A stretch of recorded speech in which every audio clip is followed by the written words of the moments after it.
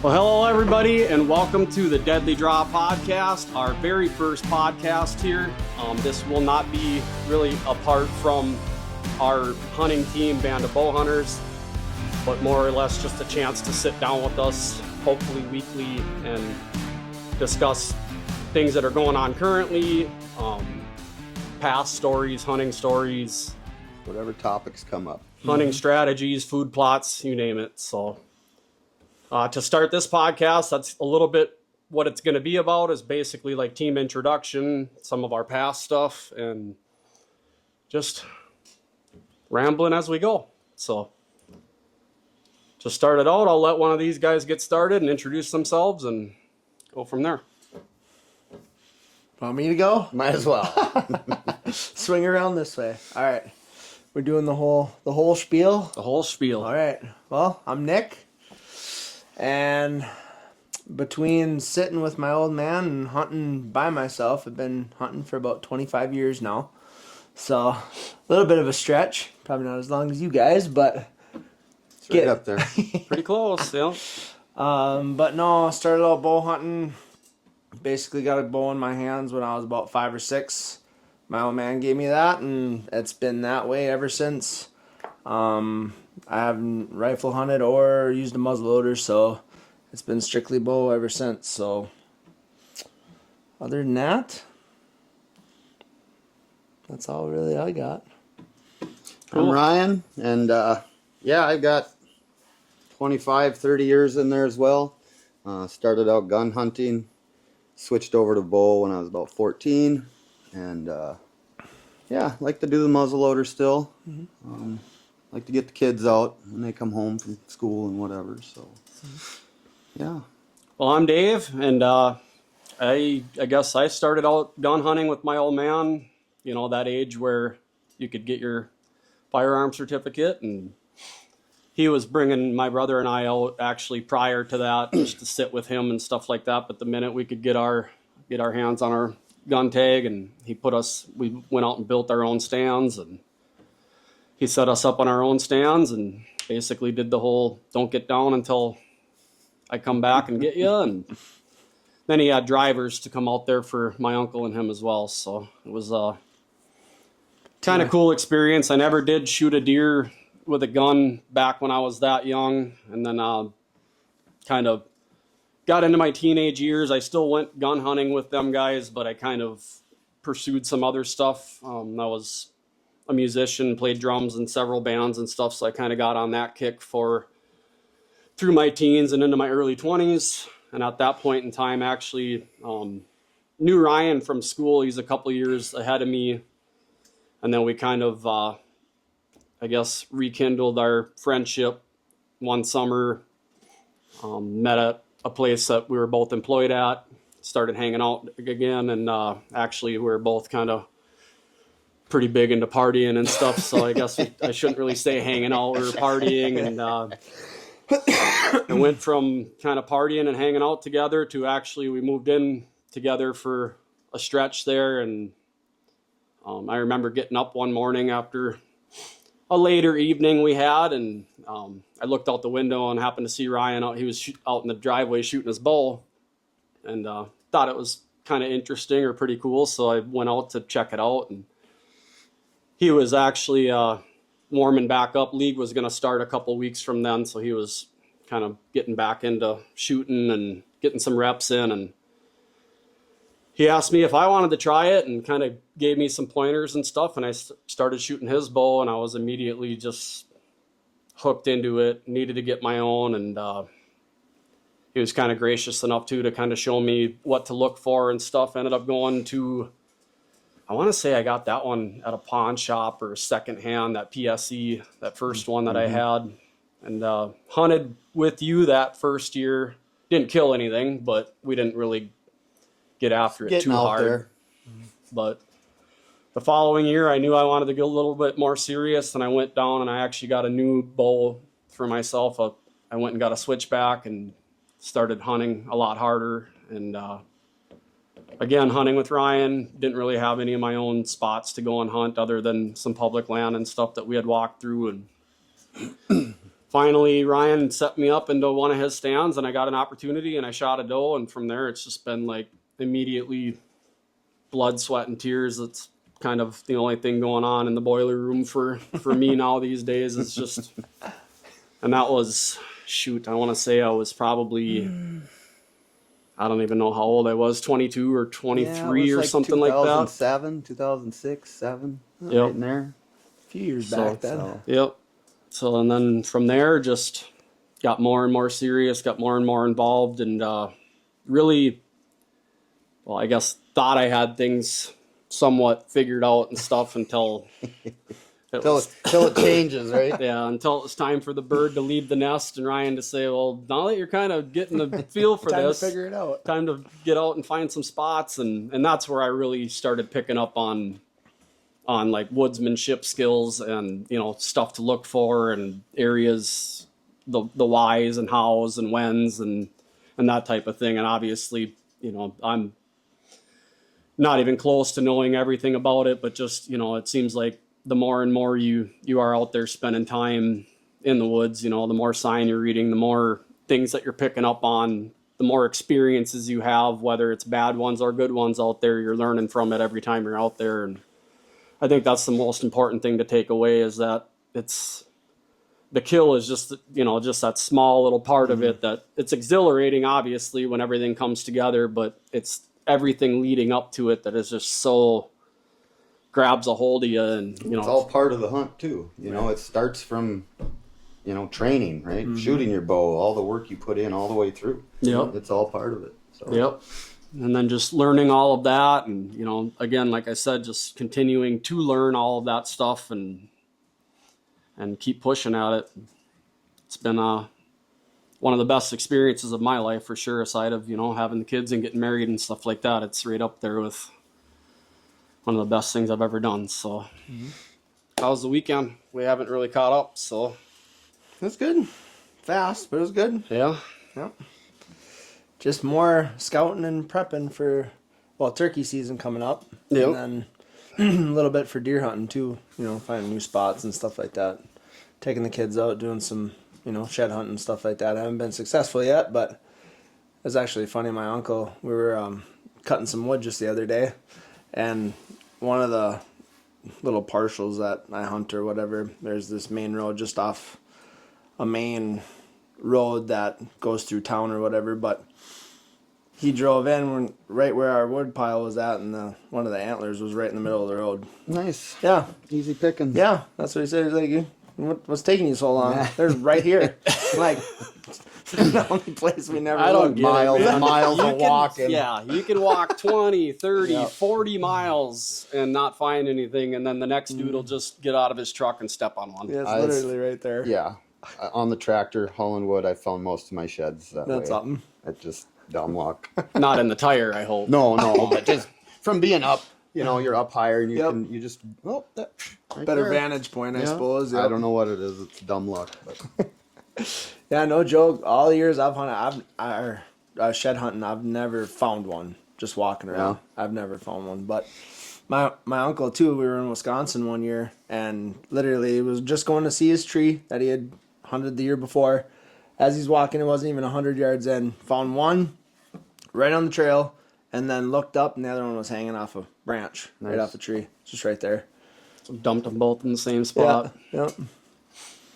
Yeah, some people have all the luck I was with gonna that say, stuff. don't I've go- only found a couple myself, and Yeah, that's I haven't. after putting in, like, for a while there, I got just sick addicted to it, like just Well, it's- wanting to find, you know what I mean? After I found my first little 3-point, and it was like, it gets discouraging. They though, when do you- exist. Miles Wow, and yeah. miles and You know miles what I mean? up the hills and it around is, the yeah. fields. It's like, and- and you know, how many do you walk by Right. that might be in some taller Buried, you grass don't or know. whatever? But it's just like, yeah, I found that first little 3-point, and then I really got like, Let's go. I'm gonna go find a bunch of them, you know, and just like pounded state land and pounded any areas that I hunted and never found a thing. But And I mean, you're scouting too, right? So that always that If helps, you're in the right? woods, you're scouting. You're always looking. Right. Right. You know. So like you're saying, you that's get the best discouraged part if you don't about it find is it's, nothing, you know, you're not really losing anything. You're Right. gaining knowledge Right. on stuff. You're logging spots or Right. you're keeping an eye on things. But yeah, this one here, my brother and another buddy of mine, we were out actually pheasant hunting, and it was I guess I don't even know what time. This obviously was probably from the year before. Yeah, sure.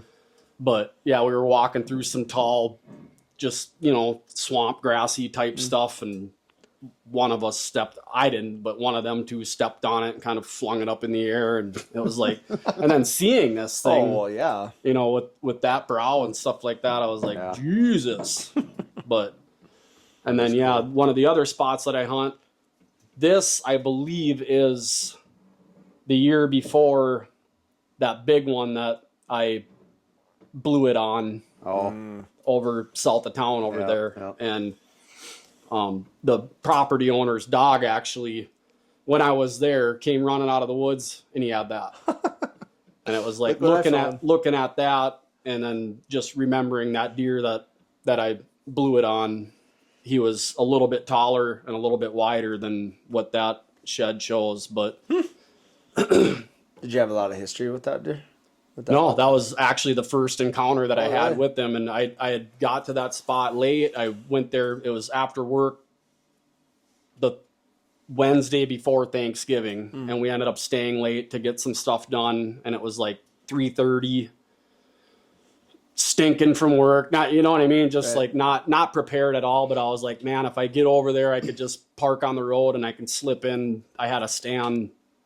It wasn't like 80 yards off of a main tar road, but the wind was right. And I knew I wasn't going to smash into one of my deeper spots that late in the game. So I just slid up there just to edge hunt it to try and get a hunt in. I couldn't hunt that whole weekend. So I wanted to get a hunt in, and I know Morgan got in my stand. And I think it was like 20 minutes later, there was a kind of a little high rise spot that was super thick, nasty, just full of burrs and like stuff you definitely do not want to walk through. And all I saw was just a big white, about 150-inch rack stand up, and he turned and started walking my way on the trail. And he hit a fork where normally a lot of the times they do cut and go south of where I was.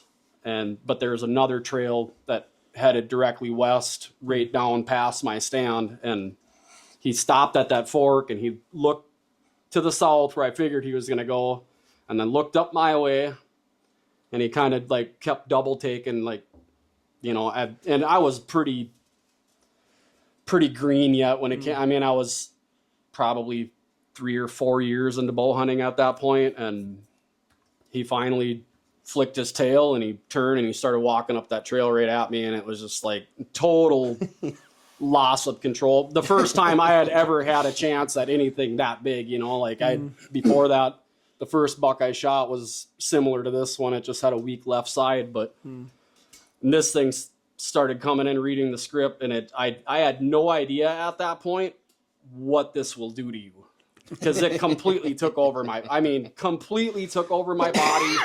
I couldn't take my eyes off the antlers. I couldn't do anything other than just try and keep my stuff together. And he did everything perfect. It's just I didn't, because I was not prepared for that. And that's how that goes. Yep. And I ended up. It's tough. Yep. It's tough. He was quartering toward me a little bit more than I had even thought about. At that time, like shot angles, all that stuff was just completely out of my brain, because I had was not expecting a deer like that to just get up and walk right to me. And I ended up pulling it. He was quartering toward me, and I ended up pulling it a little bit to the right, and I ended up hitting him too far back. I think it lodged in. It entered about mid-body, but it lodged into his back hip. And, I thought for sure it was going to be a terrible track job, like a gut shot, let him sit, blah, blah, blah. And he circled back behind me, and I had to, for like the last half hour of light, he was about 50 yards away in the thick stuff behind me, just turning his head, going back and looking where the arrow was in him, and turning and giving me the whole, and I'm 3 or 4 years into it. I'm pulling my grunt call out, and I'm freaking out trying to get this deer to actually come back to something that just shot him, which obviously he wasn't going to do that. But, and then as it got dark, he just kind of worked his way to the south with his tail down. And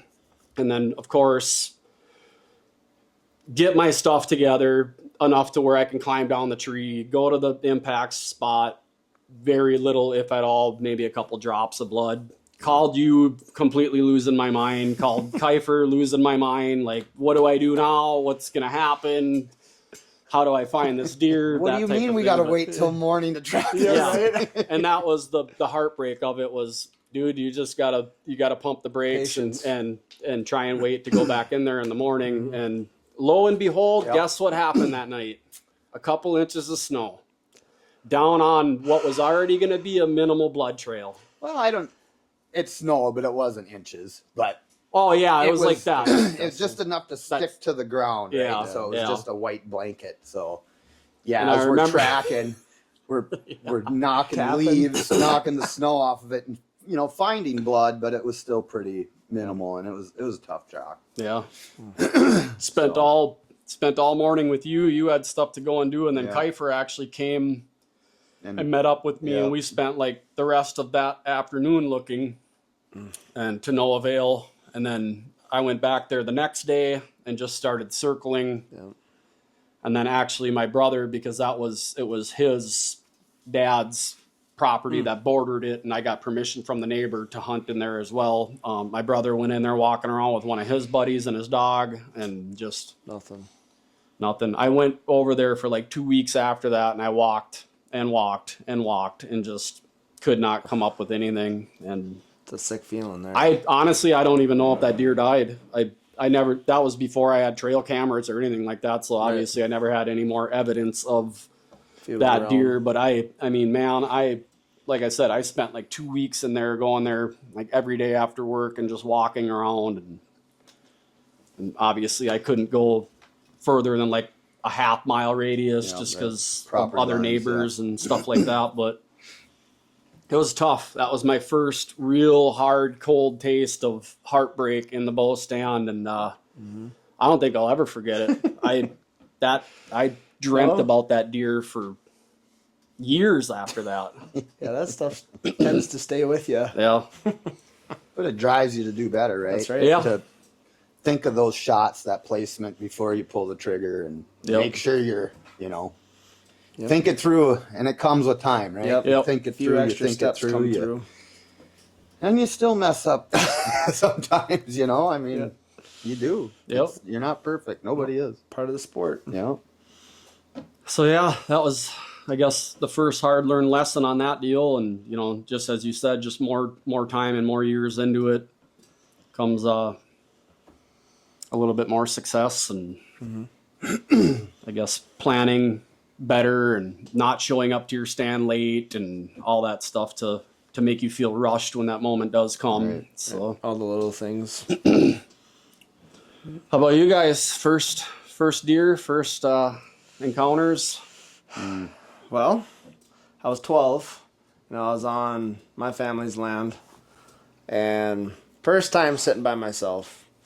And just like you said, things you're never going to forget, right? So sitting there, and I had a bunch of does start walking out. And when they all got there, does and fawns, there's probably like 12 of them out there. Just kind of milling around about 20 yards away. Somewhere even as close as 10. So I'm sitting there, and there's this one big mature doe that was just kind of watching everything, watching over the fawns and everything else, and just kind of checking everything out, and tried to go real easy and grab my bow and line up on her, and started to pull back, and that was it. I couldn't go back any further. I couldn't pull my bow back. I started to shake. Everything locked up. Yeah. Like, come on. I'm trying to talk myself through. Come on, you got to get back. Couldn't do it. Good old body lock. Yep. Just locked right up. And that doe turned and looked, caught me in the tree, and I was like, okay, I just got to stay here now and just don't move. Didn't last long, and she was like, all right. Blowing, stomping, they all took off. That was the end of that. Still, even after they went into the woods, foot was still going. Still like, come on. Yep. But yeah, no, that was my first ever like heartbreak there, and I mean that's nothing compared to like what you had. But then it was maybe, I think that was like early season. That was like September, maybe early October, and then we went over to our cabin in Wisconsin, and it was November. Boy, if I can remember the date or not. I want to say it's around like November 7th. I shot a little 8-pointer on public land. And that was my first buck that I took, was at 8. And it was about 20 yards away. Coming around a tree, stopped on the trail at 20 yards. Said, I'm not going to freeze up this time. Was able to pull it all the way back, picked a spot, let him have it. And he went about 50 yards, and that was that. So Best feeling ever. that I bet. was, and yep. And like you said, that's when it all got hooked from there. I was like, okay, let's do some more. So I can do this. yeah, yep. I can pull my bow back. Well, I'll tell you what, it took me, I missed a lot of deer before I shot one with a bow. Probably 5 years worth of misses before I killed one. Oh, dang. Oh, sure. Well, I had, my uncle gave me an old York compound, and the bow was almost as tall as I was. Seriously, it's as long as that recurve. And yeah, I shot at him and missed, and he goes, you just got to get mad at him. Just get mad and be like, I'm going to shoot you. And once I finally had a different bow, that helped. But yeah, first one was 65 yards.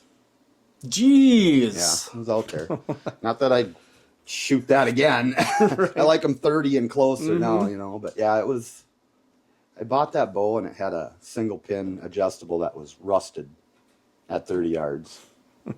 So it wasn't adjustable, just, Well, yeah, just it was basically a locked, fixed right. pin. But practice with it at different yardages and got to know your bow. And Instinctively. And just Pick put a her spot. up there and That's crazy, man. 65 yards. Yeah, it was That's, out there. that's Well, a I boat. stepped. It was 65 steps, so it was before I had a rangefinder. That's how we judged yardage. You just stepped everything off and Yep. practice.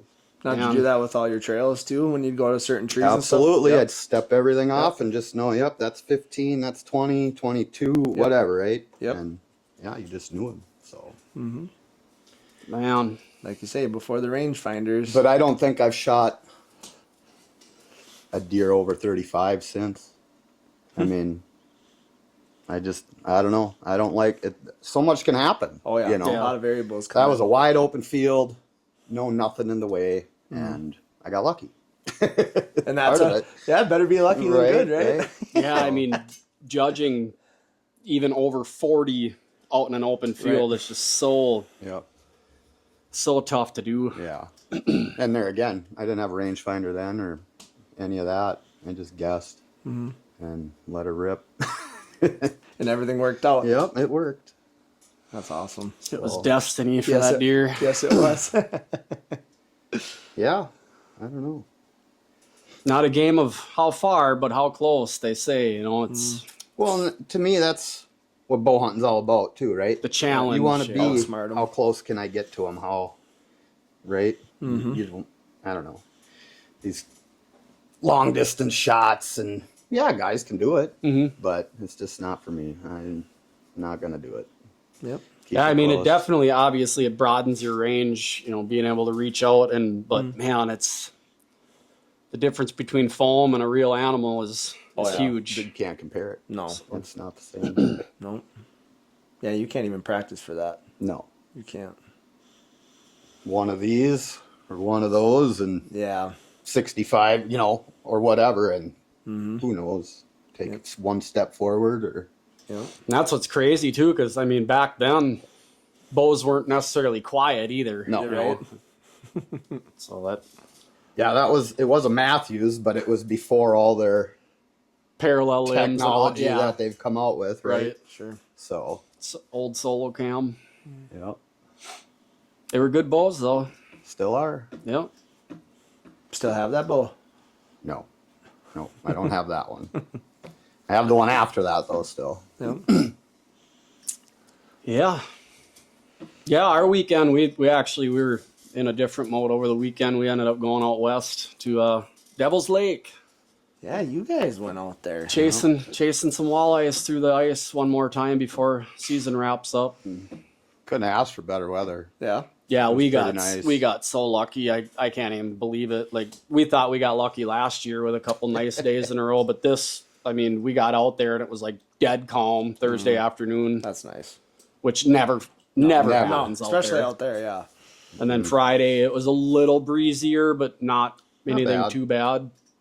And Saturday was beautiful. I mean, it was crazy, and there was no snow on the ice. We were able to there was enough ice to where we were able to drive basically to every spot with our vehicles. That's we only nice. unloaded the wheelers once just to go out and check a spot, but That's nice. You guys did good though.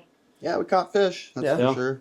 I didn't catch as many as I anticipated or hoped, but it seemed, and I don't know why I keep going back to that lake. I see what comes out of there, and that's what keeps me coming back. But I've had a couple down years that, I don't know. There's a reason why I call it duck and goose shit pond. We'll put it that way. But no, It's always fun, and to have the two new guys. yeah, with my us, brother and my brother-in-law, that was their first trip out. Well, their first trip on the ice. My brother came out with me in the summertime, and we did terrible. It was super windy out there the whole time we were out there. It's pretty tough conditions, but Yeah. they both got to catch quite a few fish, so it was pretty cool to see them Nice. That's awesome. smiling and Having a good time. Enjoying it. Yep. That's awesome. getting away from the grind and Right. having some fun with the boys. Little reset. That's always nice. Yeah. Heck yeah. But yeah, now it's all systems go back for plans here. Yeah. Probably frost seeding. I'm thinking probably Sunday I'm gonna go out. I just walked out to a couple of my plots this afternoon here, and where I had my rut greens where they got just demolished. It's perfect conditions right now, just squishy bare dirt basically. So the conditions look right starting like Sunday, Monday. Yeah. So we're looking at like 40s during the day, maybe a couple 50s in there, and then like 20 overnight. Really So drop. Yep. that's when I'm gonna put this in, is just to hold them plots until a fall type planting blend, and Yep. put some more turnips and stuff in there, and Nice. hopefully everything turns out good. Last year it was phenomenal in there, so Yeah. Yeah, it's food plot getting ready for the stuff. we have Saturday here. Well, actually, when this drops, we will just be getting back from the Deer and Turkey Classic Yep. down in southern Minnesota. We're gonna run down to that for Saturday and hook up with a couple of the guys that we kind of partnered up with, and actually get to meet a couple of them in person and hang out with them for a while, and Yep. hopefully meet some other people. And Just check it out. Yeah, see see what what it's it's all- I've check never it been out. there. See- I've never been to one, so it's something new to go check out, see what it's all about. So. yep, see some of the other new products and stuff that are Right. coming out. I know there's a few things I kind of want to at least get my hands on and see how they are. Not necessarily buy them right away, but just I want to check out that saw from Tethered. Oh And yeah. just see kind of how that new one. that saber saw or whatever. That looks really cool. And Looks like it'd work really good too, especially while you're sitting there, and you're like, oh, I wish I could get that branch right there, because you don't got a pole saw with you when you're hunting, So it's. typically you don't. I mean, I mean, maybe some people do. but yeah, have you seen that at all? It's got two little, basically like flip over ring connectors on it, and you can slide out both ways, or no, it's just on like a handsaw that you would open up, and I think they're somewhat adjustable this way, but they're designed to where you could just cut a branch. longer limb and slide it that in limb right in there, and then they lock like like that. away from each other, so the tapers fight each other, so Yeah. it can't move, and you can just use a branch to Oh, nice. extend your reach a little bit. So That's pretty cool.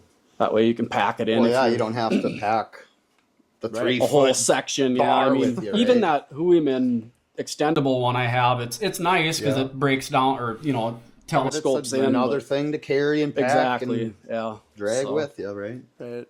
When you're trying to be a minimalist, you can't Yeah. really be bringing stuff like that. So with that saw, it's kind of nice where you can actually utilize a branch or smaller tree or something like that. Yep. Just like you say, if, once you get up there and there's that couple branches that Yeah. are just a little too far out of your reach or whatever, and you're trying whatever you can do to get out there. Yep. You got to have clear lanes. Yep. Yep. But yeah, I want to check that out, and I'm hoping that Lone Wolf is at that show as well. I kind of want to check out some of their new stuff too, because they got some awesome new stuff that hit the ground too. So, and maybe Scott will have that cultipacker there, and we Yeah. can talk to him a little bit more about that. Definitely. Because, yeah, you guys talked to him a little bit about that. Yep. When Yep. You guys got the seed, He right? said it was going Yep. to be a little bit yet, so we'll see where it's at, and hopefully we can get on that list and get one going here soon. I mean, we probably won't need it till a little later yet, but Yeah. Right. try it out. Were you doing any frost seeding? I'm gonna do some rye, I think, in my Oh, yeah? one plot, and just see how it helps me plant later. Mhm. So Kinda I'm gonna hold the try that. ground Well, and- just to get the rye up, and then Nurse seed crop into it type deal? Yeah, Yeah. I'm gonna try and do that. I'm gonna get some lime. I talked to them today about probably get 2 ton of lime in there, ton per whatever acre, and $45 a ton. So I'll just get a trailer, go load it, haul it, and probably just shovel it out. But I don't think it'll be too bad. You know, maybe a couple guys to help. You know, would be nice. Well, Like that. if each shovel load is 10 pounds, Right? But you got 3 shovels going at a time. More hands and less work. That's right. So that's my plan. My other 2 they're going to be brand new. Kind of got to till them up and start from scratch. Kill it, Kill 'em, till it. Yeah. Yep. So that I think fun. that's going to be a little better dirt to work with, a little blacker dirt. I'm hoping anyway. So we'll see. But Spray and pray, baby. that's right. That's all you can do. Get something established in there, and then it's a Right. lot easier to maintain. Right. And yeah, I'm just gonna start. I'll have to get a soil sample, and see what I'm really at. But I know it's low, and it's sandy. I'm just gonna start adding that ton of lime every year until I get it where it needs to be. So. Yeah. Can't hurt, that's No. for sure. And for the cost, whatever, it's Yep. minor. Yeah. So Yeah. You were out yesterday doing Yep. some stuff, huh? yeah, I did a little hinge cutting. More of, I don't know if it was really hinge cutting, but clearing an area to where hopefully it lets some more light, creates some more bedding. Sure. And yeah, I don't know. Got some video of it. We'll see how it turns out. Hopefully it's something. And that's in a little bit like of a lower area, right? Yeah, it's swampy, and you know, some of the trees were bigger, but I don't know. You probably We'll get see some how it works out. little willows to pop up and stuff I in think there so. for something. Well, for them and to all the even tops chew of on. those were nice buds, so they'll be in there eating it too. They're going to be snacking on that stuff right now. Yep. And it's a bedding area now, but it's just it was starting to get real thin on the forest floor through there. That where the other areas right next to it were thick. So I'm like, well, let's see what we can do with it. Make So a little hopefully understory in there, hopefully, and yeah. a couple of years, hopefully it thickens up in Right. there. And So yeah, we'll see how it turns out and check it again in the spring and see how much they're using it for bedding. Midsummer probably be the last time I want to go in there. Right. I want to be going in there Leave it after July 4th. Typically, I kind of like to stay out of my woods. Yep. So I know it's kind of like a Yep. safe area for Unless them. I've got unless we're doing a food plot or something late or trying to recover one or something like that. But other than that, yeah. Nope, off limits. Yep. So, yeah.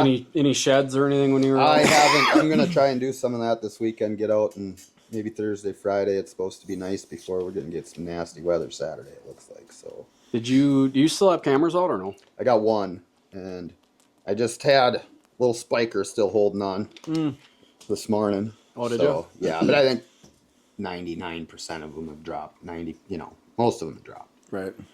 So, yeah, they're out there. Go look around, see if I can find that guy that was hanging tight a couple weeks ago yet. One I found last year, so Yep. it'd be cool to find him again. That was Yeah, because that'll put them at what, 5.5 this year? That's my guess. 5.5, so That's nice. yeah. So we got some history there. Yeah, for sure. Yeah, he's got a nice kicker off his left side. Little flyer coming off the back there a little bit. So he got that this year, and then another one off the same G2. So Nice. yeah, Got some character there. yeah, gets me excited already. So Yeah. it'd be real nice if we find him. So at least one side. Right.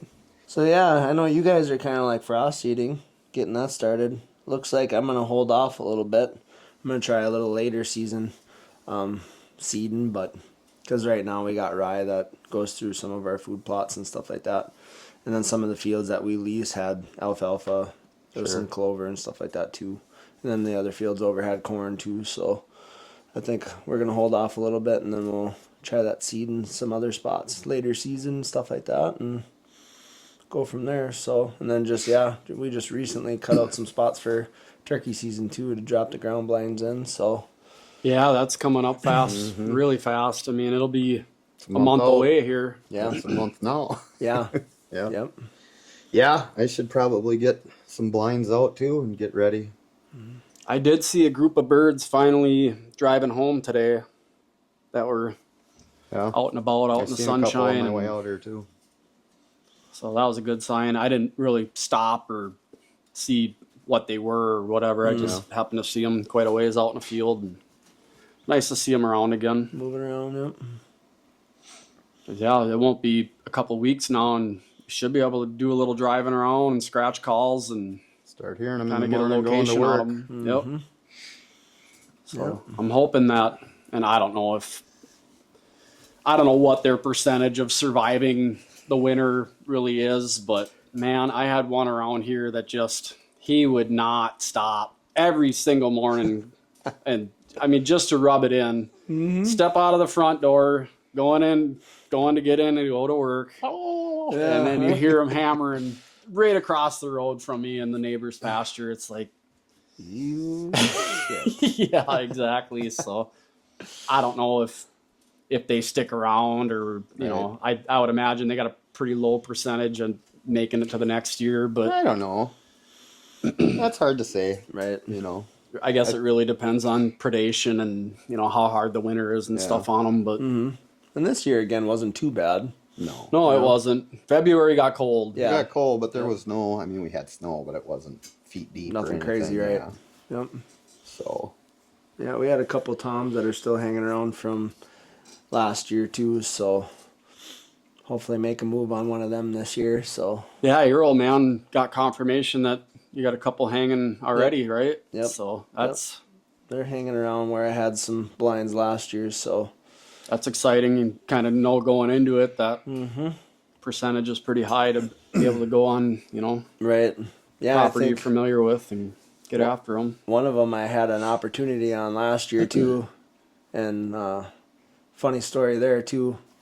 Had a right blind set up in like this little opening in between these two fields, and they'd kind of worked this little trail in between the two, and they were coming around. It was two toms at that time, and they had worked their way around the corner while I had my bow in the corner, and I had my camera out in front of me trying to get like the corner shot there, but I had those limb legs on the bottom, and I kind of tucked it in a little too far underneath the blind and went to reach for it, and they were just coming around the corner coming into the decoys, and I went to grab my bow and went boom, and the turkeys took off.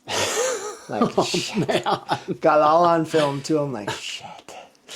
But yeah, one of them, that's the one from last year too, so he's still hanging around. So That's cool. yeah, It's cool to see, you know, that they actually make it through the year and that they're going to be habitual enough to keep coming back to the same areas and stuff. Because you don't see them all winter, it seems like. Right. I don't. right. Yeah, no. I don't know where they go. Yeah, it's like They're hanging in the oak hills or in the swamp. I don't know where obviously they they're not migrating birds or anything like that. So it's like, where the heck do they go? Just Or do they just kind of their head stay? in the wing and fucking Yeah, stay do they down stay? for Do they stay 3 tight up months? in the trees, away from the don't know. predators and stuff? Because I mean, Well, they gotta coyotes have eat. to devastate Right, them. they you gotta know? eat, you know. So anywhere there's acorns, I would think would be their. I don't know. I don't know what they'd be eating else otherwise in the wintertime. Right. Yeah, scratch around for something. Something. Yep. Yeah, or my like my parents' place there, they got a totem pole and it's got a bunch of bird feeders on it. That's where they come and they'll go right in there and scratch Oh, up there. that's why they hang out there. Yeah, getting the old bird seed, picking through that. So Fattening them up all winter long. oh yeah. No, so that's good. At least they're moving around. So Yeah, It won't be long. nope. We'll be in a blind. I'm still scratching waiting calls. on confirmation on the permission property that I got the turkey hunt last spring. I'm kind of still waiting on a call back from him to see if I can go back there this year. That was just, well, you came with me over there a couple times. You actually came with me over there too and helped me move that blind. I don't know what it is about that area, but They love it over there though. deer and turkeys, Well, I mean, it's like a park in there. Mm-hmm. You know, they got it. yeah. I mean, it's kind of a rural ag Yep. setting Yep. just on the outskirts of Yep. town. So it's like they kind of, you know, Right. they do have pressure, but it's not like big woods or anything Well, like they that. got- Where I mean, there's people around, right? Yep. There's people, the neighbors, everybody's out and about and doing their own Yep. daily thing. the and farmers you're just- work in the field Yep, a right. lot and stuff like that. So they're not. I mean, no, they're not going to come up to people, right? Deer, turkey, whatever. But they're used to human activity around the area. Yeah, so and that makes it- vehicles and that type of stuff. So, yeah, I'm hoping I can get back in there and maybe shoot one before the last couple days of season. Because man, I That was spent so much time turkey hunting last spring. It was insane. That I was a mean, grind. just grounded out and opportunities missed, and I mean, just trying a little bit of everything How, too. I how mean, hard can it be, Dave? It's just a yeah, it's just a dumb turkey. bird, right? Yeah, Yeah, just that's a dumb all. bird. Like, hey, like Peterson said, if them things could smell, they Yeah. would be the Oh, hardest animal in the they're world to kill. unkillable. Them things, for some reason, when it's in a hunting setting or a pressured setting, they are smart. Yeah, it doesn't take long. And it to only gets educate 'em. harder as the season goes That's on because right. they Yeah. hear more and more calls and guys are out there chasing them. And Yep. Yep. yeah, Yeah, decoys don't work. I mean, Yep. it's just like, and I think that's what ultimately saved my hunt last year was I got out there and there was birds in the field already, so I couldn't get out and put my decoys out. And I think Sure. it kind of tricked them because I was running decoys almost every hunt, just in different spots. And I think they kind of wised up to that pretty early. And they would out, that time that you and I sat there, I mean, they worked in those twins. They worked into like 50 Yeah. yards and just hammered for like and an then just hour at the decoys. stood there turning, fanning, and then slipped in the ditch and walked away. Yep. Sure. But What do you do? Right. yeah, then finally I had made a blind move. I hunted that morning, had some jakes come through and stuff, and had gobbling in the distance, but just didn't have anything close enough. And I knew it was going to rain that afternoon, so I broke down my blind and everything, and I moved it over to an area that I had kind of been hunting, but just a little bit different spot where a little bit more travel was, kind of almost like a bottleneck where there was a ditch on one side and a lower wet area on the other, so they kind of had to go through this little high spot. And I set up within about 40 yards of that high spot, and they were already to the north of me, and I just scratched a call one time, and they popped up out of the grass by me and almost touched the blind walking by. I mean, they were like 6 yards away when they came by, but that blind was kind of out on a little point out on the field where the basically like the inside of the hourglass. And I scratched that call on the opposite side of it, and he just couldn't resist that. He around. couldn't see around that corner that I was sitting on, and he had to come around it to see where that hen was. And that was a bad idea for him, but yeah, finally, I think there was 4 days left of season, and I hunted like probably 30 days, Just at least an afternoon, Almost or at every least day. almost every day, Yeah.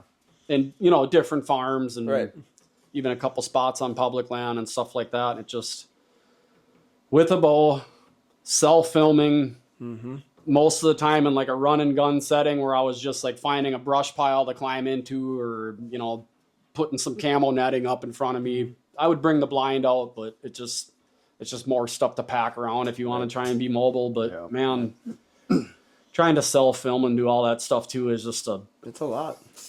that's pretty tough. Yeah. Deer is one thing, and when you can move, and but very seldom are turkeys alone, for one. Right. And their eyes are just, as you guys know, are just phenomenal. You Yep. can't even hardly move your finger, and they're busting you. So Unless you're deer hunting and you get them to come in and then you move and they don't run Yeah, off. they You're don't like, pay no almost- attention to you. get out of here. And Yeah. you're like, oh, not today. yeah, exactly. Almost like they know that you're not Yeah. even trying to Yep. trying to go after them. But so yeah, looking forward to hopefully getting in there and getting it done early enough to where I can shift my focus over to some other stuff I kind of have on the docket. That's kind of where I was leading this next thing is any travel plans whitetail wise for you guys this season?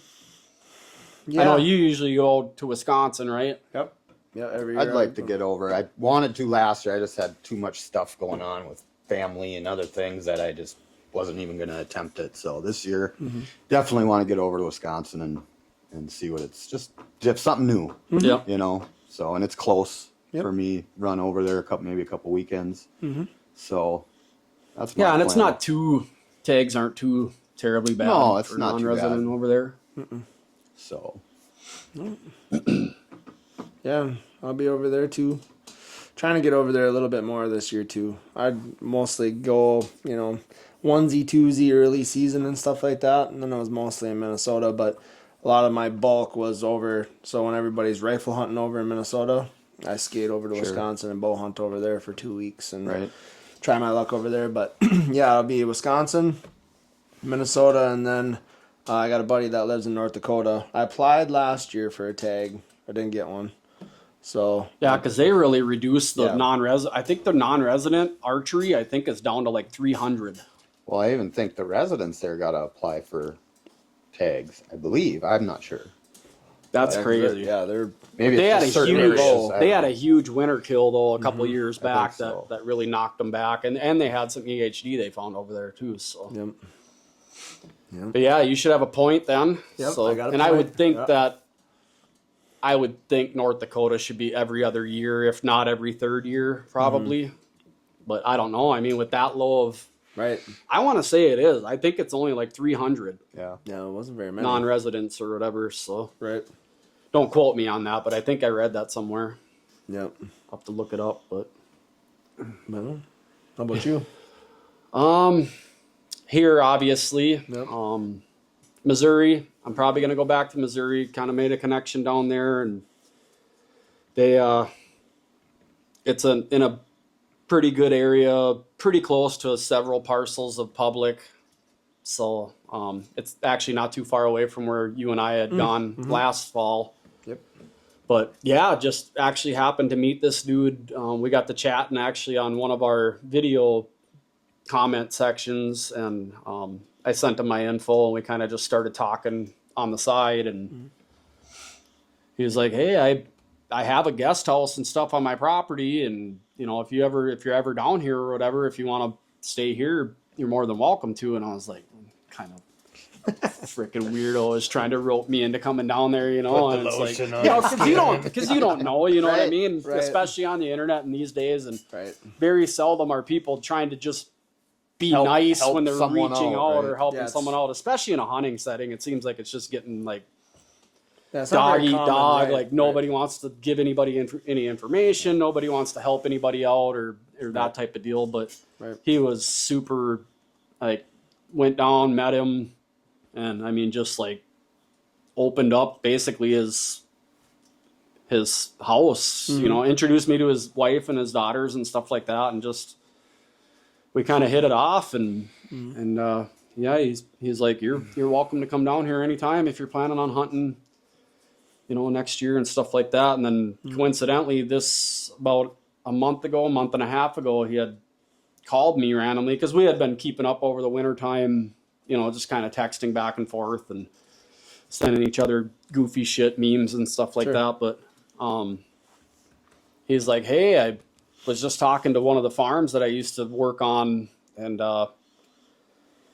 the property owner, we got to talking, and he was asking me if I wanted to lease it for hunting this year, and he's got a bunch of really killer private ground that he hunts down there, so family farm, I think, of several hundred acres and stuff, and kind of has enough on his plate." And he's like, I was kind of thinking about you, and I kind of dropped your name to him, and kind of stood up for you to this guy, and so ended up getting that dude's number and talked with him a little bit about it. And I'm thinking about going down there in a couple weeks to walk the ground. And there is some other folks that are interested in it as well.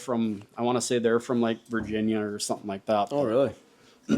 They it sounds like it's pretty good ground. They had standing beans all the way through their season, which is mid-January on the property. So another guy that he knows, him and his boy went out there and just walked where the bean field was, and they found like 20 sheds and two dead heads or something like that out in them bean. I would imagine if it's the only egg standing there all winter, they're going to be pounding there. it. So. Yep. But I guess one of the neighboring properties they just did an extensive I don't even think it was a select cut. I think they like timbered out a pretty big section of like a 250 next to him. So I'm sure it just pushed everything right over to his property. But I'm going to look at that. I don't know if it's a tough deal being 9-10 hours away from a lease, but if the stars align and things work out, Right. I may be looking at possibly doing that. So That'd be worth it too. kind of have, it's cool to go down to public ground and stuff in a different state, but to be able to have at least a small piece that you can go and know that it's not getting pounded on. A bunch of pressure, right? But that's the other thing too. It's like, do you really know? Or, you know what I mean? Right. You can only hang so many cameras and stuff like that. So as far as like Well, trespassers then when you do it, if you do, right, then you're almost committed to going there more, right. Right. So, but yeah, between, all that goes to work and family life and Right, stuff like right. that. It's like, sometimes it even gets hard enough to get out at Here, home, right. So Yeah, let alone I driving 10 hours away and that type of thing. That's why I'm going to stick close to Wisconsin here. This first year I tried doing something out of state just to see how it goes. And Yeah. The thing I think I like the most about Missouri, I mean, aside of it being a $2 state, is, their later season and Sure. decent. I mean, it can get cold there too, especially, mid-Missouri to the northern Missouri, but yeah, it's still not it's not like 5 degrees Exactly. in snow. Yeah. And, Here, yeah. I mean, it does get down to that in certain snaps and Sure. stuff like that, but it just seems like there's a lot more not in early decent November. condition Right. January days down there versus sub-zero by 20 degrees and Yeah. whatnot. So Yeah, after that midweek of November here, it starts to get brutal sometimes. It gets tough. You're all bundled up hard. It's everything's harder. Climbing your tree, or say you guys saddle hunt, right? How much harder is it with all your bulk on? Or maybe it isn't. I don't know. I've never run the saddle, but I mean, you have to make adjustments and Right. stuff for bulkier clothes and, Yep. and that type of stuff. But I mean, for the most part, not Other than- too big a deal, huh? other than the norm of working with cold hands and stuff, which you're going to do with No matter everything. what. But Yeah. the nice part about one sticking though is if you are a frozen block of ice up there, rappelling down is a lot safer Right. than, if your hands aren't working good to grab onto a stick or a whatever, a tree peg. Yeah. To me, that seems like that's the most percentage of me falling is like at the end when you're completely frozen solid and your Can't feel hands your are feet. throbbing and can't you grip. can't react as fast as Right. what you normally can, and Right. to be able to be, girth hitched around and just rappel your Yeah. way down. I mean, it's like you're connected the whole time. So Right. the chances of something happening are pretty slim unless your gear fails on you. So Yeah, and I can honestly say that's the safest I've ever felt being in a tree saddle hunting. That's because I've run and gun my entire life. It's all been hang on stands and stuff like that. And it wasn't just maybe 2 years ago that we were talking about climbers, and that was the first time I tried a climber. It was mostly just a portable stand with, I think I used like 3 sticks, and I had my lone wolf stand with those sticks and literally ran in and out just like that all the time. So it was very similar, just going to saddle hunting, but being able to even rappel out and stuff like that, it's so much nicer. And only having one stick too is really nice too. So a lot lighter in your pack. right, Yeah, I'm going to have to look into doing something. yeah, Trying it out, at least check it out this year, because I was just on our way back from fishing. I was like, I'm buying more camera arms so I don't have to hang camera arms and take it with me. I'm like, I'm gonna have a camera arm in every bow stand that I got. So Yeah. That was another thing I wanted to look at on Saturday, and don't let me forget when we're down there. Is Yeah. Lone Wolf makes they make a super small, like triple joint, I was gonna say minimalist extremely lightweight camera isn't it? arm. Yeah. I think it's more designed for like a phone, but I want to check that thing out because it looks. I mean, it packs up into like that big, Yeah. to where you could even just slide it in like a saddle pocket if you wanted. Yeah. If you wanted to go deep in somewhere and maybe just use your phone for filming, just bring Yep. your action cam and then your phone for the main. I Yep. mean, that would be, I think, a really good my option biggest too. deal is I'm just partially lazy. and in the morning, I hate in the morning when I got pine trees, right? Trying to get the strap around it, and then it's, and I'm like, the little ratchet. I don't like the noise. It drives me nuts. So, yeah, I just want one in every tree, so I can just go up there, at least on my, my private stuff. Yeah. Right. Yeah, because you got that pretty well dialed to where, I mean, you're knowing where a lot of the major travel grounds are, to where you might have to make some micro movements once you're in there, but nothing too major. I mean, you've hunted that farm for 30 years now, so. Yeah, but it still gives me grief. But yeah, I mean, for the majority, I know where they're coming, where they're going. They might move a trail this way or that way, or they're traveling off of it a little bit. Right, historical scrape spots and that type of stuff. It's pretty routine, but it's just getting the right one to come through at the right time, Yeah, that's the hardest part. You could have deer after deer come down and come past you, but when you're hunting one specific deer or two specific deer that are in the area, that's a tough task. Yep. But it makes you hold out when you know. Right. Yep. So. Yeah. Helps you too with really staying diligent on your access and your ground scent control, and you know what I mean? Like, because I'll be talking with him throughout season, and it drives me absolutely insane because I know some of the deer that he could potentially be after, and like, because he's been hunting a long time. He's taught me most of the stuff that I know, and I'm just like trying to just like spread everything out to. I'm going to this property today, and then I'm going to go over here, and then I'm going to go check out this public land, and blah blah blah blah blah. I'm like, are you going to go in, or are you going to go in and get after them, or no, I'm going to wait. I'm going to, and it's like, what do you mean you're going to wait? What are you waiting for? But it's dialing in that right. You know what I mean? You're only going to have that one opportunity usually with a deer, like especially the deer that he may run into this year. And there's other deer there that that are. I don't know that are big in that area that could come across or come satellite through. Over, right? Yeah. So there's always potential for a 150 class or better to come through there. So. But yeah, that's just awesome. Like his patience with like, I think I'll wait till like next Wednesday, watching the fronts and stuff like that. And it's just like, for me, I'm just like, you gotta go, you gotta get in there. Well, and what was tough for me last year too is my farm property that I got permission to hunt. They didn't get no crops in, and they only got. Did you drive by there? Yeah, it's all tilled up. I saw that. I was going to call you on Sunday and say that they worked that ground. But it's only got. I mean, it's got a big swamp on the one edge of it, and then it's only got like a 20-acre island of woods, like in the middle of the whole field. Okay. So, with no food. Yeah, it was tough. No reason to be there. So that was one spot. And then, some public land that I hunted, but with the portable and not saddle, I'm like, even my climber, I'm like, I'm not liking this. I don't like it. It's too much. I'm too old. It's too much work. Yeah. I want to walk to my tree, go up my pegs and plop my ass and stand, Yep. But so yeah, trying the saddle, I think would get me out a little more too. So in other public land and some other spots that I know are good. I'm not doing it with portable or a climber or whatever. So. Right.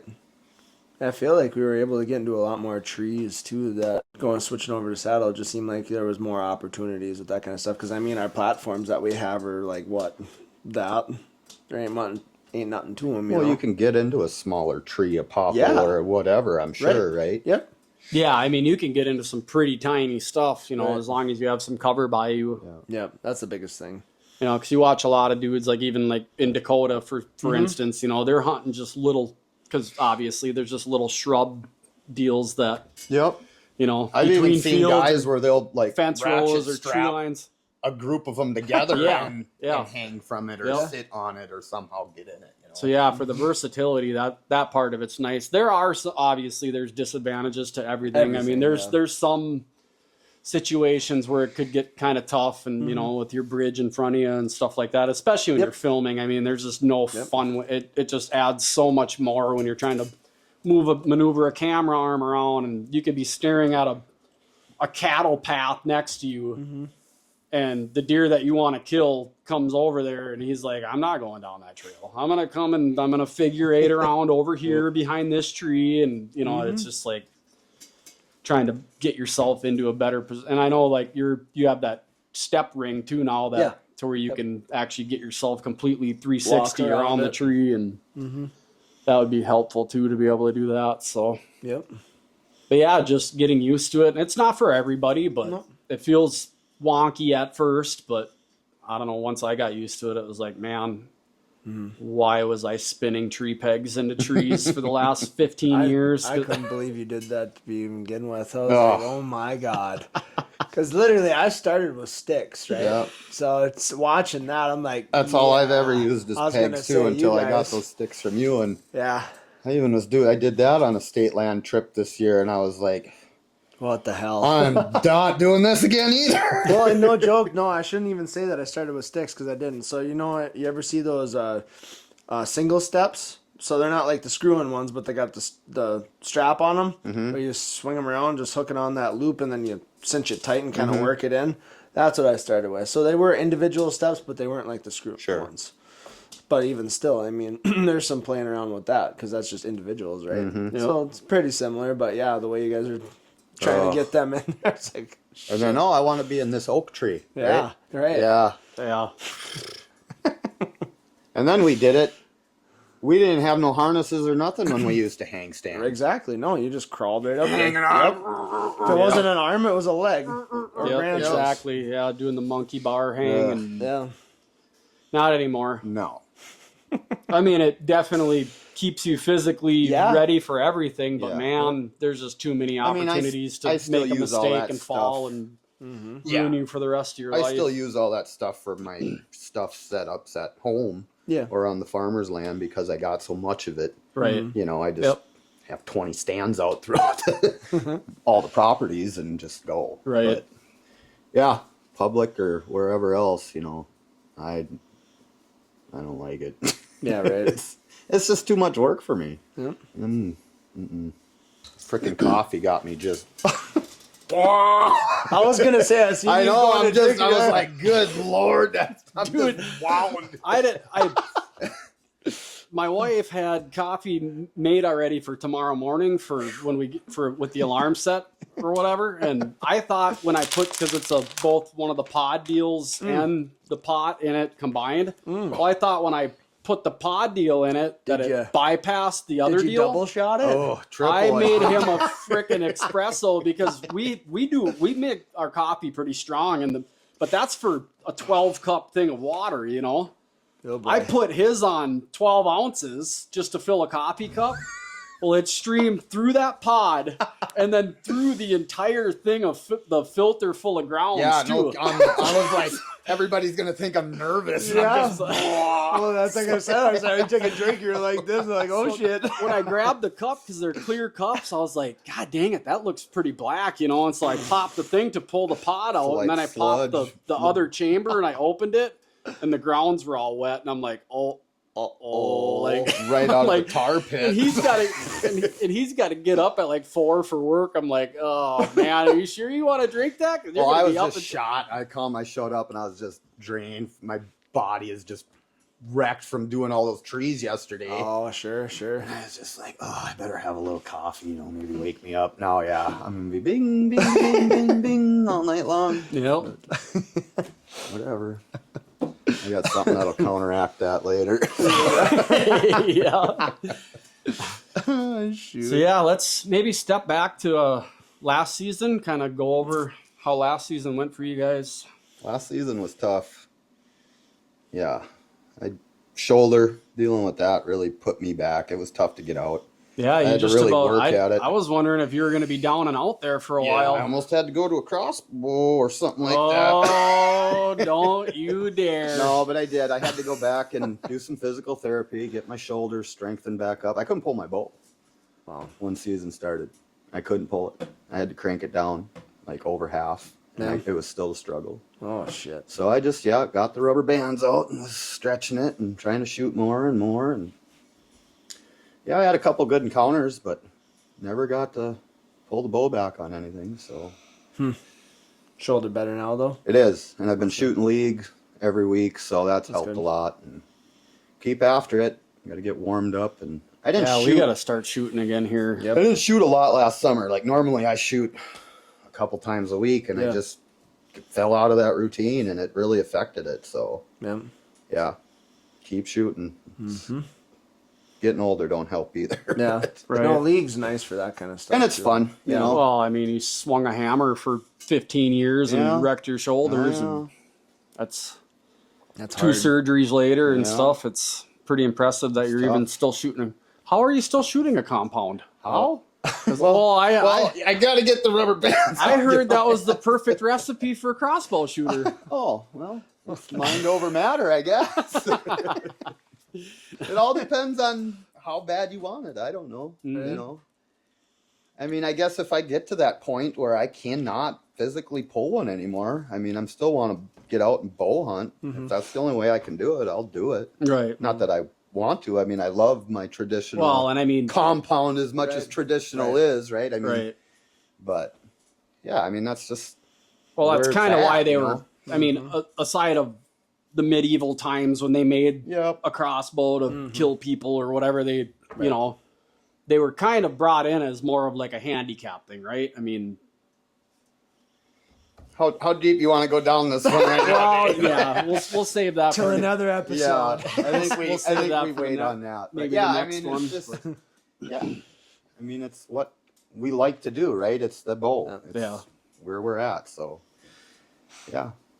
But yeah, getting better, strengthening up, It's good. knocking those trees down yesterday. Put me down another notch or two, but That's hard work, man, especially by yourself. well, then I was using wedges because I was trying to hinge cut, but they were pretty big trees, and whatever. Yep. I know it's the first time I've done it, but so instead of cutting in too deep, I had my wedges, and I'm out there swinging that fucking axe, pounding the wedges in, getting them to tip over, and yeah, you'll see some of it. So There you that go. was fun, a lot of work. Oh yeah, I bet. It'll be nice in there, though. I mean, if you I get a think lot it's of gonna help a sunlight in lot. there and Yep. thicken it up Yep. some. And, I think it'll do some good. I mean, it's If I do already a little a- section like that where I want to each year instead of doing it all at once. Do a little bit and let it kind of do another little section and You'll have give it a year or two before I do it again or something like You'll that. have some nice little pockets in there in a couple of Yeah. years, I'm sure. Yep. Yep. Heck yeah. So 2024 was pretty good for you. Yeah, it was. No, turkey it wasn't though. Yeah, turkey was tough. Turkey was painful. Yeah, I didn't grind as much as you did, but I did go out a lot more than I thought I was going to be able to. And yeah, just never had, once that opportunity came and gone, that was it. I never got one after that. So, no, that went and gone, and then deer started, and we went down to Missouri. And it was within the last few days before we left that I was able to shoot that spike, which I thought it was a doe. So it was still early in the morning. It's still a little dark, and all I see is this deer coming around the corner. And I'm like, ooh, get my stuff ready. I'm just starting to turn my camera around the corner on my arm there, and I was just about to push the button, and he looked up. Ears were straight up, looking right at me. I'm like, and I had my bow too. I'm like, well, no, it's now or never. So straight back, never moved. Straight up, right behind the shoulder. That was that. So got the spike. What do you go, about 60 yards, something like that? Yeah, Wasn't too far.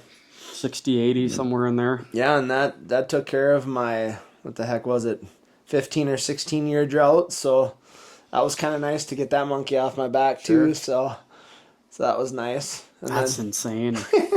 then yeah, I went over to Wisconsin in November and was able to stick a 10 over there too on a new tree that I cut out actually that fall. So literally they had just logged everything out and there was nothing there, and I had good history in that woods with having deer come by, and I'm like, I still want to be in here. So found that oak tree and that was a nice deer. yeah, so that was nice. So that was the biggest deer that I've ever shot with a bow to date. So that was exciting. So yeah, Good for you, man. yeah, That's awesome. It's awesome. Yeah, no doubt. Got to share it with your old man and stuff. Yep. Pretty cool. Yeah. So no, 24 was a good year. How about you? Yeah, I probably my best year so far. I mean, first turkey with a bow, that was, I don't even know, a blessing after all the hours and the work I put into chasing them stupid birds down, but capitalized on that finally. And yeah, going right into the whitetail season, it was, again, that was the first time I got to even hunt out of state, was when we went down to Missouri and stuff. So that was really cool, being able to go down and that public ground down there, man. And that's not, take it for what it's worth, especially take it as a knock to Minnesota from me, because after seeing something like that, it's like, why are we not following some of the stuff that these other states are doing? Right. I mean, just for better quality opportunities. We're losing access every day. It's getting harder and harder and harder to access places. There's more and more people coming into public grounds. Start putting some money into it and start actually rejuvenating the resource. I just don't understand it. When you can go down to a $2 state, no less, and just see all the, I mean, food plots and trail grooming, and I mean, just like, it looked like private land. it was. It's it was some of the most beautiful. I mean, I sent you some pictures and some videos and stuff. It's like you would get a mile deep in there, and if there was a little piece of tillable in there, they had it tilled up and they had food in there. Right. And I mean, and obviously Missouri's known for ridges and creeks and stuff like that. And I mean, there's just water and hills and food plots and just outstanding. Yep. Yeah, I guess I don't know why we don't here. Maybe they're just trying to keep it more natural and natural habitat. Maybe, who knows? I don't know. But it would be nice to have some of that around here. It sure would, and I don't doubt that there are some that they do have some of that on. But I mean, even the ag lease program down there, I mean, the farmers are leasing any tillable they can on the public, and there's corn, there's beans, there's anything you can think of on the public grounds down there that obviously they're going to harvest at some point. But it just it makes the opportunities so much more quality down there. I mean, the first night we showed up there, when we went to one of the spots that we had found that spring, and I mean, it was just about deer 30, and we snuck up that power line cut just to where we could get over the top of that crest. And I mean, glassing down there, and there's like 15 deer already funneled out into this little rye field, and a couple bucks with them. And it was just like, man, you just don't see that here, or at least we don't. I don't. Not on public. So, no, yeah, right? it's pretty tough. Yeah. So there is some better stuff, I think, down south, but you know, there's a lot of people down there as well. So it's,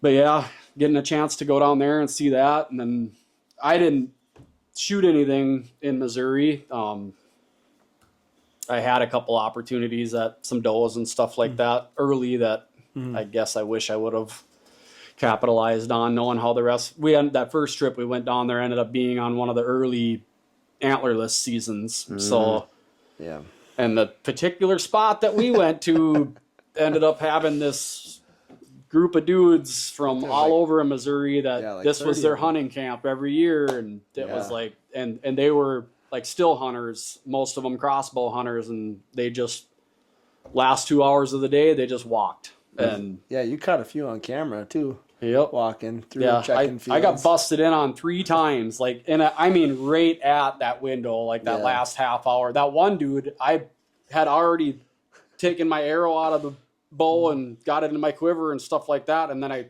just faintly started hearing, and I'm like, oh. So I got everything all back ready and got my cameras.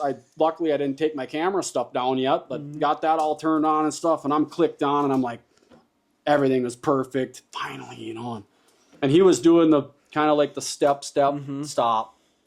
So it sounded like a deer coming, you know, and like he would like step 3 or 4 times and then he would stop. And finally, I think there was like 2 minutes of light left. And then I finally caught, because he was coming out of this really thick spot. Like, I'm not even kidding you. He was hitting branches and stuff too. It sounded like antlers were hitting branches, and I'm just getting ready, you know, like, this is awesome. This is finally going to come together. And yeah, then I see an orange hat come around. I'm like, oh my God. But it's public, and that's what happens, you know. That's you know, for sure. I whistled at him. And he ended up, that was funny because we ended up catching up with them guys later. They were camping in the same area that we were in, and he's like, "Hey, was that one of you guys that I walked in on down there?" And I was like, "Yeah, it was me." And he's like, "Oh man, I'm sorry about that. I had been hunting that area a couple of years back, and actually, I think he said he just walked because they got there a day before us or whatever, and he said he walked there right at twilight, and he said there was 2 pretty nice bucks out in the clover field that we were sitting on." Yeah. Mm-hmm. And he's like, "So I was gonna try and sneak in there and get a poke at one of them," and it's like, "Yeah, man, I get it. Like, what do you do? It's public ground, and I mean, decent guys and everything. Can't obviously take anything away from people wanting to go out and kill deer. It is what it is. The way it's just it is, the nature of the beast when you're hunting public. Yep. Right. So. Yep.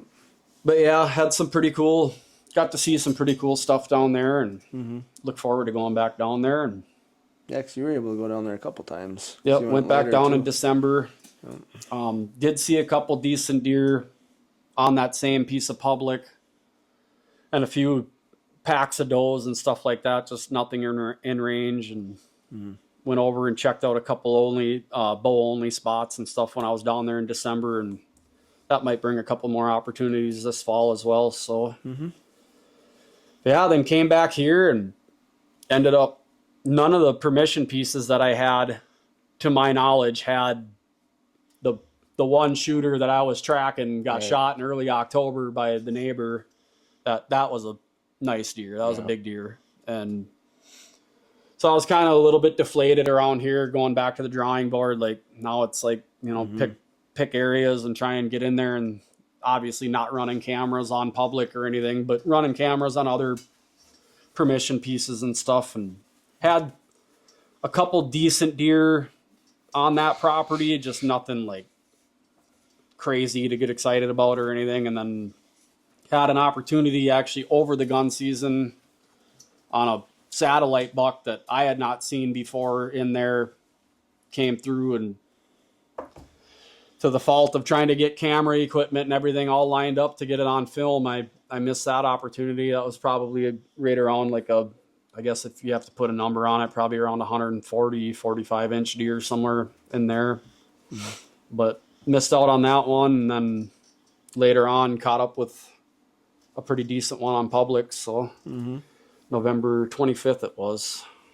And that was kind of a roller coaster too, because I ranged a trail that he ended up on, and it was kind of in some old CRP, and I was kind of getting miss ranges on when I was firing at it, and I had a mediocre range and thought that's where he was, and it ended up hitting him a little low, but gave him overnight and ended up finding him a little bit ate up by coyotes and stuff. But biggest deer to date for me. So That's awesome. Yeah, that's a nice one for sure.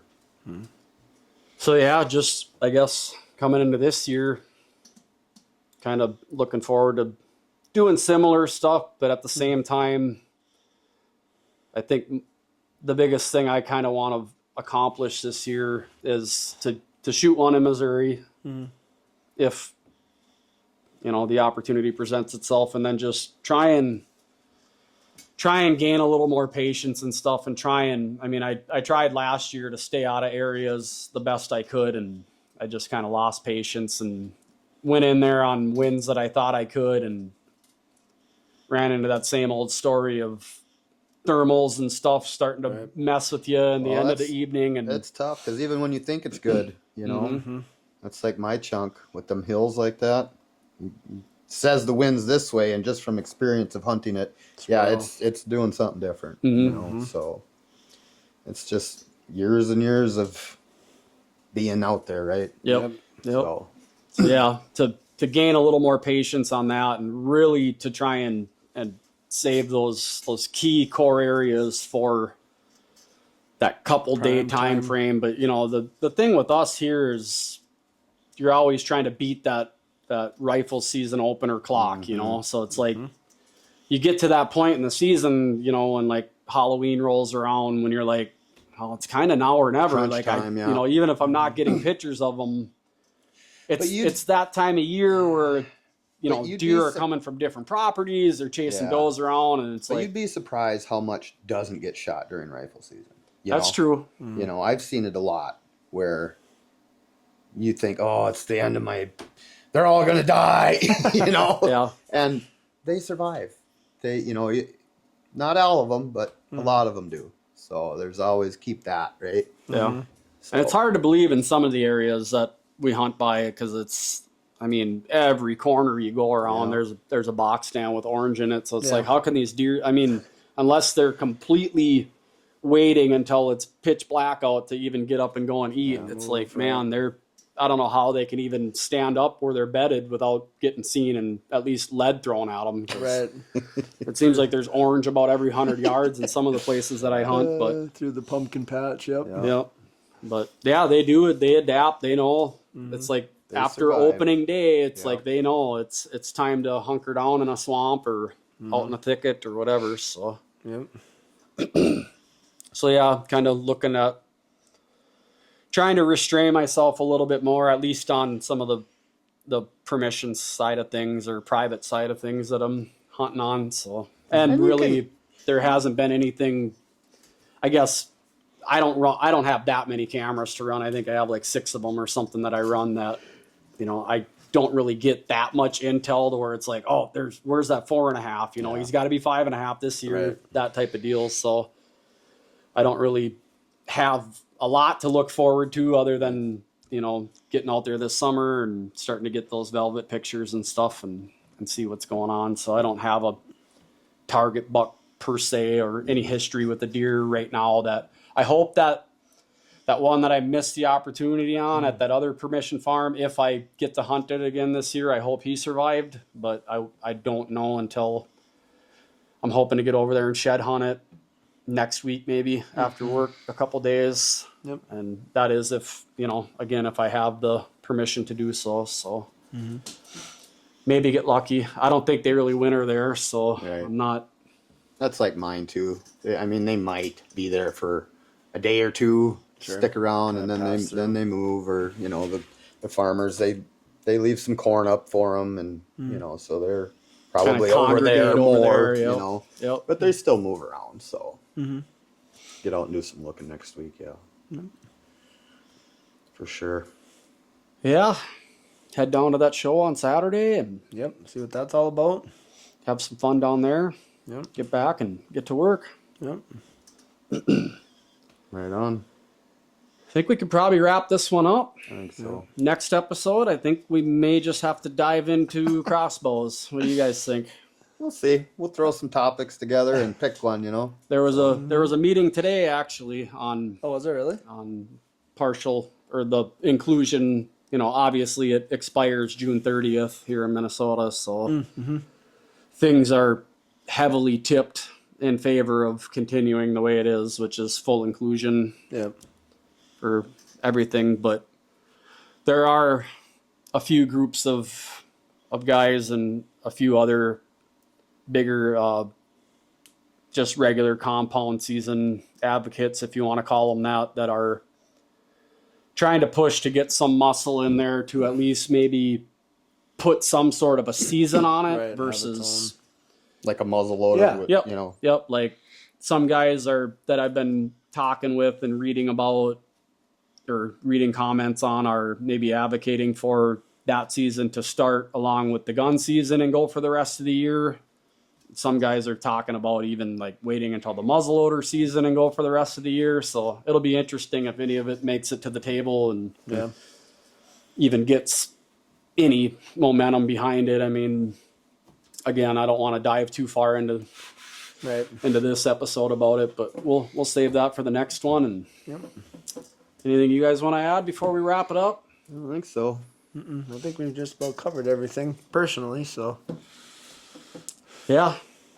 Good to go. Thanks you guys for watching. If you made it this far, please considering subscribing. It would help us out greatly to keep growing this thing and to further along this thing. And also wanted to give a huge thank you and shout out to a couple of the people that agreed to start working with us and give us an opportunity to run some partnership stuff with them. Monster Bucks being the first one. I haven't got to meet Jared yet, just basically talking with them, communicating with them through email and phone. Really kind of just went out on a limb with us and and kind of, I guess, took a chance with us on doing some work with us. So very appreciative to that. You and I got to go down there a week ago, Yep. meet up with Scott That's at Scott. Elk Mound there, and Super awesome cool. guy. Great opportunity to meet up with him. Looking forward to seeing him on Saturday, hopefully, and talking some more about that cultipacker. Yeah, Getting our hands on that. for sure. Shout out and thank you to the guys over at Dialed over in Cold Spring, Minnesota. They're making some really awesome sites. They got some awesome small batch stuff coming out. Mossy Oak ones, the Bottomland ones, the Real Tree ones, and then just about every little different type of combination color-wise that you can think of. They're running small batches on. They even ran a Trump fight That's cool. dial on there on one of their batches, which I thought was pretty cool, and they sold out like that. It was a red, white, and blue configuration with fight around the dial. So That's cool. That was pretty cool. So shout out to them guys for doing a little bit of work with us. Looking forward to moving that relationship forward. And Spartan Forge, we just got on board with those guys. Awesome company as well.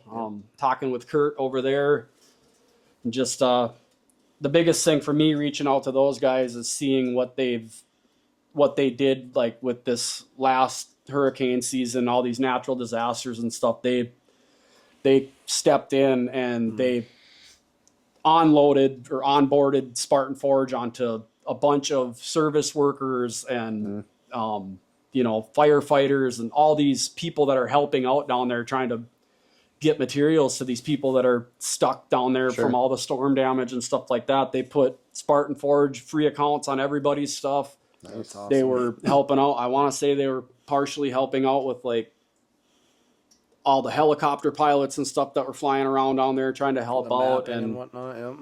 Yep. and they were actually doing a worldwide discount deal. They had a donation bin basically set up for a lot of that storm damage and rescue stuff that was happening down there that our lovely government failed on miserably with FEMA and all that. To actually people that were donating to that got free Spartan Forge accounts for the year and stuff like that. So just That's awesome. something that it really hit me hard, like seeing that a company basically everything on hold for what, they're a company that's trying to grow just like everybody, and they put everything aside just to help out the people that need it. And I think that speaks hugely about their company and about the people that are behind them. So They're doing it right. reached out to him and agreed to set us up and let us work with the app for a while, and then go back to the table and talk about kind of a partnership deal with them as well. So Cool. So yeah, that's pretty much it for that one. Tune in next week, guys. Maybe we're going to dive into crossbows. See you then. Thanks.